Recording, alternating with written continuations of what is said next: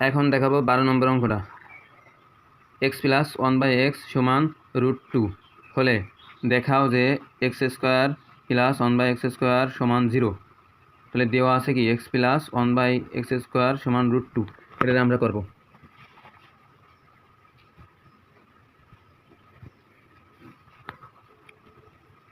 এটা করতে হলে কি হবে, বা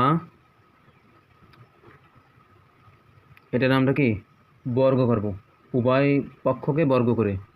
তাহলে এক্স প্লাস 1/x স্কোয়ার সমান এই √2, এই √2-রেও বর্গ করলাম, বা এই রে সূত্র ভাঙাইতে হবে, এ প্লাস বি এর হোল স্কোয়ারের সূত্র ভাঙাবো। তাহলে আমরা আমাদের পাশে এক্স স্কোয়ার প্লাস 2a মানে এক্স 2ab মানে x 1/x plus 1/x square সমান এই √2, এই রুটে স্কোয়ারে কাটা গেলে এই যে এই রুটে আর স্কোয়ারে কাটা গেল, এই রুটে স্কোয়ারে কাটা গেলে থাকে শুধু 2, তাই সমান 2।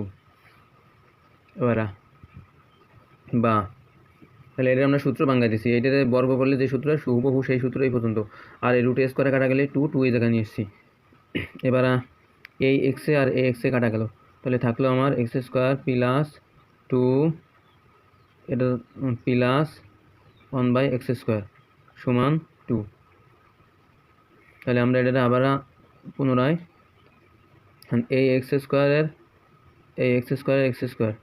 এই প্লাসের এই 2 এর পাশে নিয়ে যাবো, 1/x স্কোয়ার এই যে সমান দিলাম, এই যে 2 আছে, এই সেই 2 একদম এই 2 প্লাসের 2 এর পাশে আসলে মাইনাসের 2 আসবে। এই যে এখন তো বিষয়টা বুঝতে পারছেন, তাই আমি অতএব আমার অঙ্কের গল্প শেষ করে দিলাম।